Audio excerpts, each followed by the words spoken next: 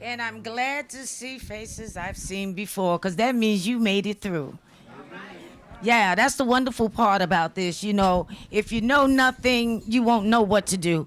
If you know a little, you'll do a little. But the more you know, the more you will react. And let's be real, the majority of the people in here now, you're beautiful, you're looking good. But I know there's quite a few super seniors up in this room, just like me. And so, I just want to talk about a few things that, you know, will help us, because the bottom line is whether we want to admit it or not. And I tell you, as we get older, we get stubborn. Nobody can tell us anything. But if you know, like I know, you better let somebody tell you how to save your life if they know how. You know, um, and a lot of it, like I had to learn, because when I came into this field, I came in a wheelchair. That's my motorized scooter in the back of my car. Say hello to the people, Felice.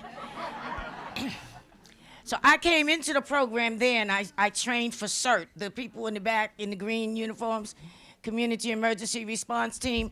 Make sure you stop at that table, because one thing about CERT, they can use anybody.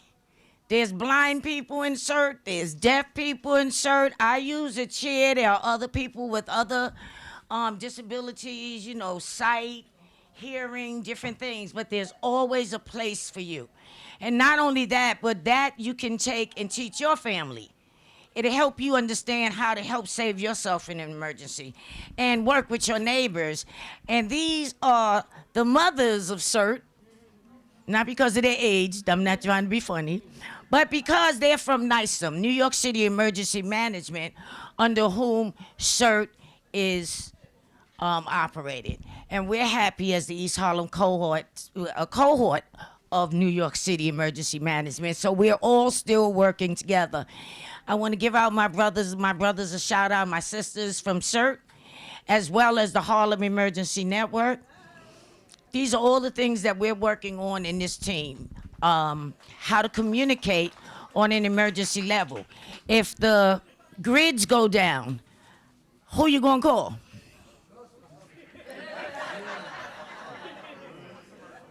And how you gonna call them? Because if the internet goes down and Wi-Fi goes down and all of that goes down, you have no communication unless there's somebody here that really knows how to send smoke signals and they got a carrier pigeon. But this team operates through old school. See, one thing about young people, they always want to tell you, a lot of us old people are starting to listen to those young people who's telling us that old school don't work. Now, you may have some new ideas, just like we had some new ideas when we were growing up that was different from our parents. So we have to listen to each other and see what works best. But we go old school. We go back to handheld radios, because that's the only thing that's going to work if the grids go down. So you're going to be in your house talking to yourself on your cell phone. And the thing about it is, there's so many things that come along with that. Handheld radio. It's very simple operation. I don't want to go too deep into it because Harlem Emergency Network is coming in behind me, but I just want you to know that these are the things that's available. So the thing about it is, I had to learn that I had to reach out to other people. And then I had to realize at the same time, they may not reach back. So I had to depend on myself. Being a single senior, handicapped, and a lot of the handicaps I have nothing to do with being in that chair that you can't see. So I had to realize. So the first thing I did, how many people got a medic alert? I see 2 hands. Mine makes 3. Medic alert. It's something that you can get through your insurance company. It's a device that they put in your house. You'll have a little thing that you can put around your neck. And also there's some that you can use outside, depending on what type of insurance you have. But the medic alert at home is free. And so my medic alert is hooked up with my neighbors right next door to me who has the keys to my apartment, who have had the keys to my apartment for the last 35 years. So if I push my medic alert, the operator will ask, do you need help, Miss Johnson, or do you need Olga? If I don't respond, they will immediately get in touch with Olga because they know they can come into the apartment and see about me. So I advise everyone to talk to your doctors about getting a medical alert. It has to be hooked up to somebody's apartment, aside from you in the case you're in distress. The other thing that I want to talk about is, because everybody gave away so much information, I'm like, well, I can't go there. They already talked about that. But I want to talk about sheltering in place. Because a lot of people in here said you have a go bag right now. Only raise your hand if you're telling the truth. Who has a go bag? All right, that's a better number than I saw last year. So I'm really happy about that. So next year when we do this again, this is, I think, my 9th year being here. The next year will be the 10th year. I want to see more hands go up with those go bags, that you are ready to go. And don't think for a minute that if something happens in the middle of the night, 2 o'clock in the morning, and somebody's banging on your door and say you have to leave, a lot of people will dispute me on this. I'm not going anywhere. They will snatch you out of that apartment if they have to, because number one, the main thing is that they expect when they come out the house, they want to get back home just like you want to get back home safely. They want to get back to their loved ones. They don't have enough time to run around and let you run and get your code and try to figure out where your keys are. It needs to be in a bag near your door. Copies of your ID, a copy of keys, some extra dollars in there, clothing, medicine. You know, medicine we may not be able to get ahead of time, but every time you get a medication refill, you get a slip that comes with it. Put that slip in the bag. That copy of your IDs, you have to be able to prove who you are.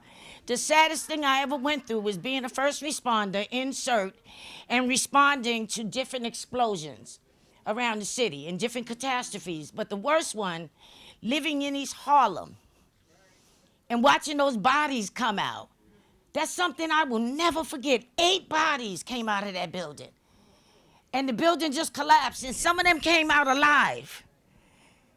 And, you know, when the people got to the service center, because not only did the 2 buildings go down and were completely demolished, there was another 4 or 5.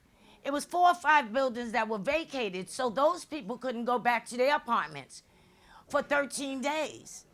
And those who lost their apartments altogether, everything that they owned, all they had was what was on their backs. And it was so sad to be in this center and watching people come in. I know you're scared, you have anxiety, all kind of things are going on in your mind. You have other family members that might have lived in an apartment with you that might have gone down in the building. Hopefully they got out and went to get some coffee or some breakfast or something. They weren't in there. But to see people come in one after another, no ID. They couldn't prove who they are. And I understand when somebody says like, well, I'm telling you who you are. I'm telling you who I am. I'm Carolyn Johnson. I live such and such place, but I can't prove it. And I know when people come in and they're like, but I take medication. I take Lipitor. I take metformin. If I'm a doctor, I'm not going to put my license on the line giving you something that you can't prove. It is vitally important that you put that information in your go bag. And the only time you have to make sure you check it is when your medication changes. If they take you off of a medication or if they put you on a medication, because sometimes we don't remember. I came out of nursing school in 1974, and sometimes they'll ask me something, I'm like, did I ever take that? I don't even remember taking that. But it's the fact. Sometimes you just don't know the name of the medication you take, especially if you've been taking it over the years. So you want to make sure that information is in there. I want to leave you with this thought. Everyone, I have to sit down. I want to ask and really implore you to get a plan. And that plan should be with someone else. A family member, your child, grandchild, maybe an adult, but to make a plan to go somewhere else if you have to leave your home. Because to have to go to a shelter, there's going to be an accommodation for you, but it's going to be a meager accommodation. You know, it's going to be a nice cot. You're going to get food, not immediately. But I mean, if you have your own, all right now, because you can tell I'm a foodie now. But the food is not even going to be available soon. So you make sure you put a snack in there. Make sure you put a water in that bag. You know, talk to your family members. Don't just assume I can go to my son's house. You know, I can always go to my son's house unless you can, huh? The wife not only may not want you there, they may not be there. Unless you have a key and you've had an arrangement made with them. Because you're absolutely right. A lot of times people getting busy. Folk getting busy. They like, Ma, okay, I gotta call her back. And they just keep getting their groove on. You know what I'm saying?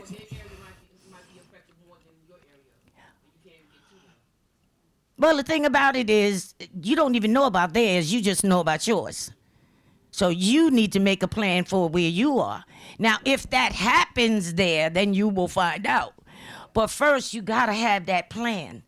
Because if that's the case, a good point that you just made, if it happens in their area, maybe they need to make a plan together. You come to my house, I'll come to yours. But don't just go. Go with some stuff. Go with your toiletries, you know, your clothes, different things like that. A few dollars. And let me tell you, a lot of times when things happen, that splits families up. You know, don't go in there with nothing. The more you come and you're self-dependent, the easier it is on the family that you're staying with. And that could be your child. That could be your son, your daughter, your granddaughter. You want to make it easy on them. You don't want them, you know, you don't be sitting back, kicking back. Get up and help make breakfast. A lot of us in here get food stamps. Listen, I'm going to the store today. I'm going to get breakfast. Or what you want for dinner. Make a little list and I'll go get it. Some women don't want you in their kitchen. So listen, if you want me to help, you cook, I'll help you cook. But let me know what you want to have for the family. I'll go pick it up. You know, and be kind and pay attention and clean up the area that you're in. Don't just leave it for somebody else because that's your daughter. Because the same way that's your daughter today, she can still be your daughter with her boot kicking you out of the house. You know, so we just got to be respectful of people. And, you know, we're strong people. We're resilient people. The most you can do for yourself, and even with your neighbors, where you have people that's been living together in the same building for 30 years, y'all are friends. You have coffee meetings, right? Y'all get together sometime, go out and have a McDonald's burger or some coffee or something. Sit down and talk about a plan amongst amongst all of you. You know? Where you can map it out, because sometimes y'all are the only friends each other have, the only family each other have. You know, you can have a sleepover. It's bad, somebody's scared, the lightning is getting to them, they can't stand it. Y'all just get together, lay some blankets on the floor and go to sleep. And tell dirty jokes. You know, whatever it takes. Get your music, get your batteries, get your radio, get your flashlight. Have some food. Make sure you have extra water. And that goes with sheltering in place as well. Extra toilet paper, extra, whatever it is that you need. Food that's not perishable. We see how every time something's happening, all of a sudden, we all run to the store and then we mad because there's nothing there. Go get it now. Yeah. Have it in your house now. COVID is rising now. Yeah. Get that bleach now. Yeah. COVID is rising now. Yeah. Get those masks now. Yeah. Get those cleaning supplies now. The toilet paper, whatever it is that you need in your house for your personal survival. And this is the last thing, I know I said that before. Anybody that's on any medical equipment, like nebulizers, CPAP machines, or anything like that, I'm not asking you to tell me your business. But I'm just saying, if you're on those things, consider calling your medical companies. Because oftentimes when you have those things, you only have to have them for like 5 years. People don't even realize. They got them like 10 years, and you're eligible to get another one after 5. But call your insurance company and ask them, how soon can I get another one of these? because you may have to put one in your go bag and have another one in your house. But you can get backup equipment and let your management know you're there and what you need. If you need to be evacuated, if you have medical information for them, if you're in a chair, if you have difficulty ambulating, if someone is electricity dependent, make sure management knows, because those would be the first people that would be evacuated if necessary. If you get ready and you stay ready, you don't have to prepare to get ready. And we do not come to scare you. We come to prepare you.